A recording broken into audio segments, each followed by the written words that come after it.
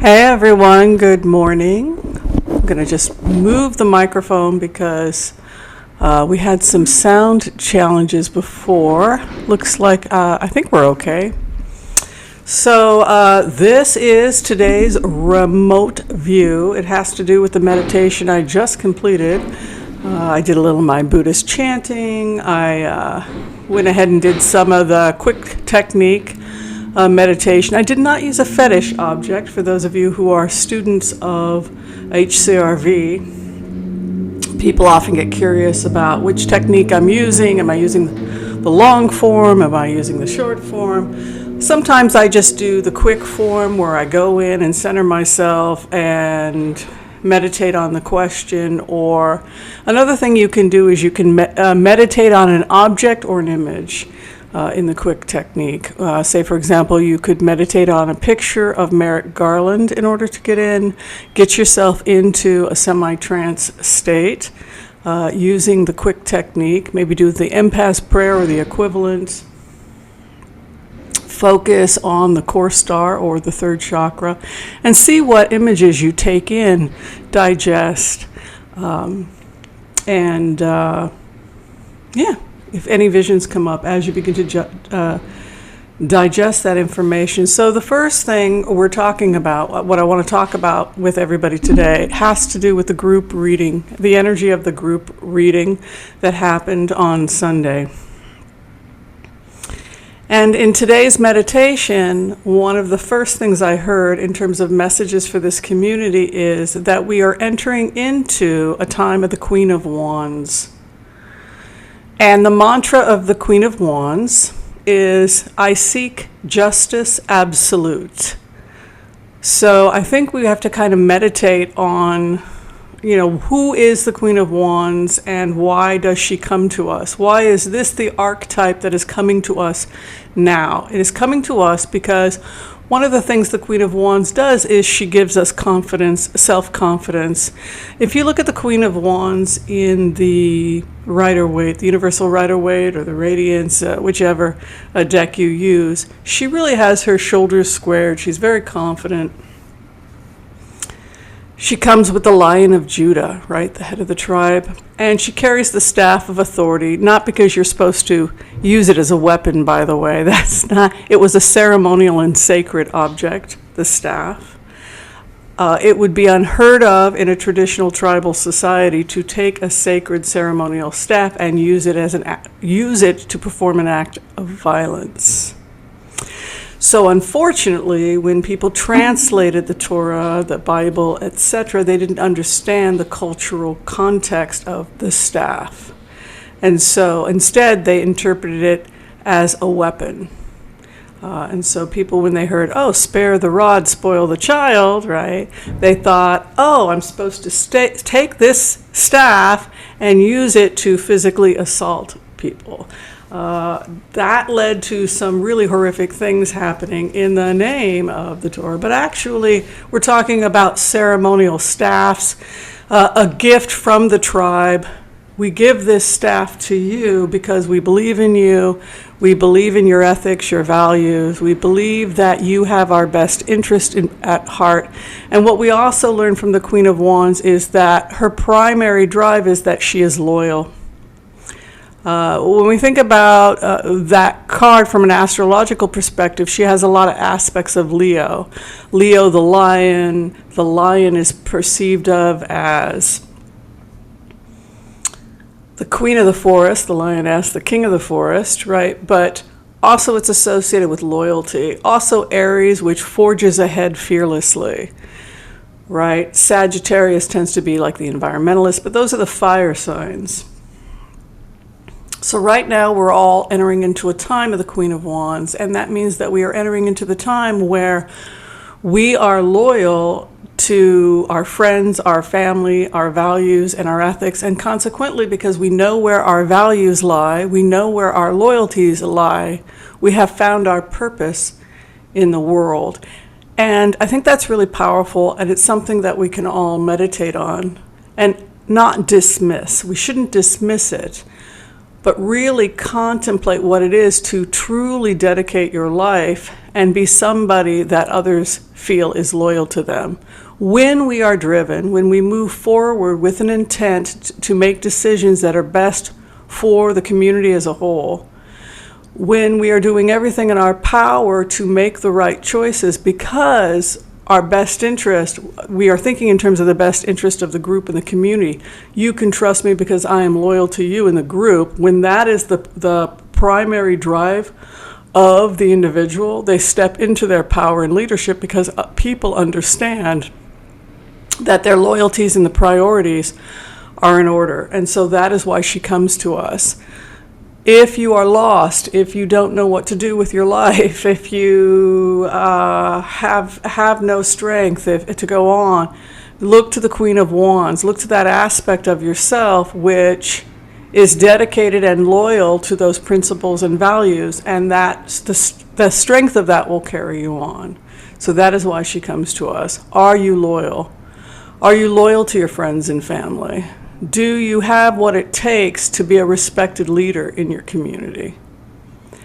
And that's the shift. Are you true to yourself? So that's the power of the reading from a couple of days ago. Can we step into that power? And now we are. We are all collectively stepping into that power. That's the first part of this remote.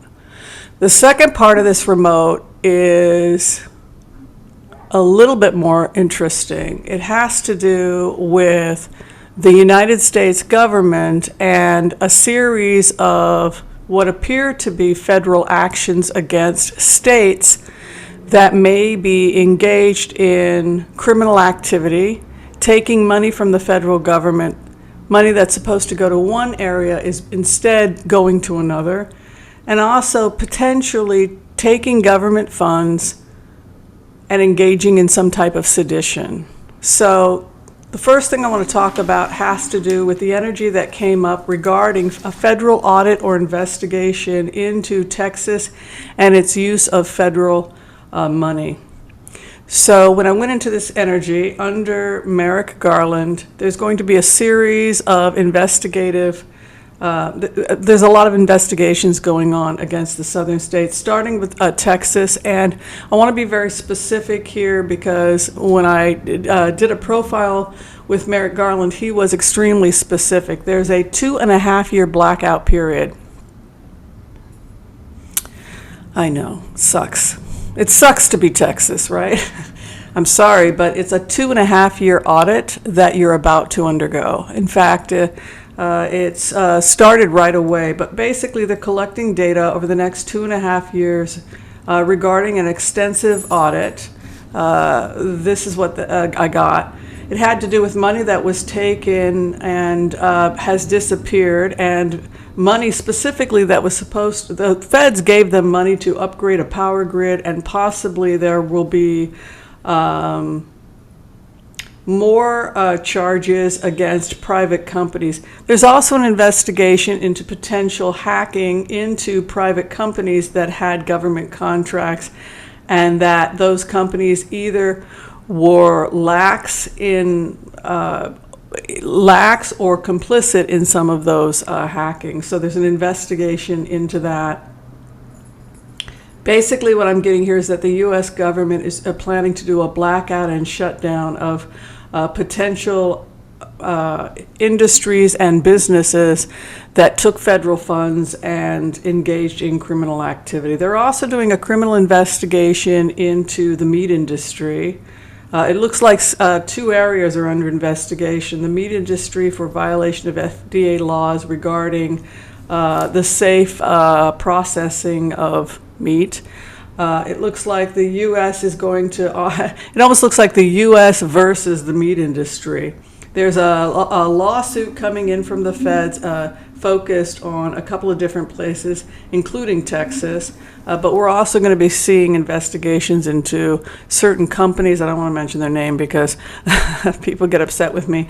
But just for entertainment purposes, theoretically Purdue and other companies, theoretically that were overworking employees. A lot of employees were getting sick. Also possible contamination of meat, et cetera, et cetera. I also got a hit on New Jersey.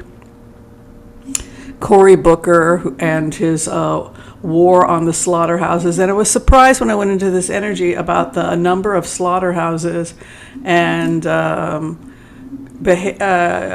questionable behavior regarding the processing of meat in New Jersey. And so it looks like it started there with Cory Booker. There was an investigation on the East Coast, and then there's also work with federal agents in other states as well. So we're looking at the Fed's 2.5-year audit of Texas regarding the power grid, possibly shutting down private companies because they violated certain laws, and possibly even took money from the feds to upgrade these private companies, these private power grids, but then proceeded to misuse the money, violating certain laws, etc.